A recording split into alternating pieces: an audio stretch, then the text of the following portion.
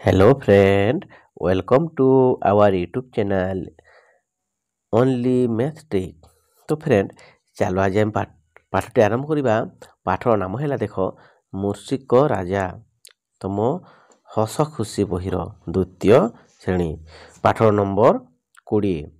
ତ ଦେଖ ଫ୍ରେଣ୍ଡ ପ୍ରଥମେ ତ এই ଚ୍ୟାନେଲ ସବସ୍କ୍ରାଇବ୍ କର କାହିଁକି ନା ତୁମେ ଏଥିରେ ଅନେକ ଏମିତି ଭିଡ଼ିଓ ଦେଖିବାକୁ ପାଇବ।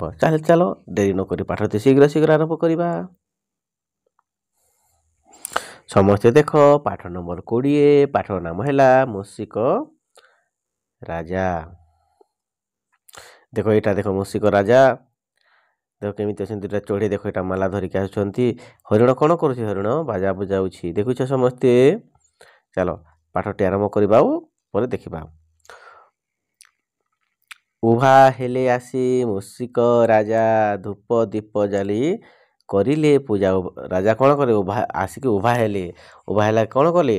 ଉଭା ହେଲେ ସମସ୍ତେ ଧୂପ ଦୀପ ଜାଳି ପୂଜା କଲେ ରାଜାକୁ। ଭେରି ତୁରି ବାଜା ଉଠିଲା ବାଜି ବଜା ବଜେଇକି ସେମାନେ ପୂଜା କଲେ। ମନ ମଉଜରେ କରିଲେ ଭୋଜି। ସମସ୍ତେ ହସ ଖୁସିରେ ମଜା ମଜିଲେ କ'ଣ କଲେ? ଭୋଜି କଲେ। ସରାଗେ ବସିଲେ ଖାଇବା ପାଇଁ ଊଣା ଅଧିକ କେ କହିଲେ ନାହିଁ। ସମସ୍ତେ ଖାଇବା ପାଇଁ ବସିଲେ ଏବଂ କୌଣସି ଲୋକ କହିଲେ ନାହିଁ କି ମୋତେ କମ୍ ହୋଇଛି କି ବୋଲିକି କୌଣସି ଲୋକ କହିଲେନି। ଦେଖ ଏଇଟା ଦେଖ ରାଜା ଦେଖ ରାଜା କିଏ? ମୂଷିକ ରାଜା। ଗୋଟିଏ ଦେଖ ଖଣ୍ଡା ଧରିଛନ୍ତି, ମୁଣ୍ଡରେ ମୁକୁଟ ଲଗେଇଛନ୍ତି।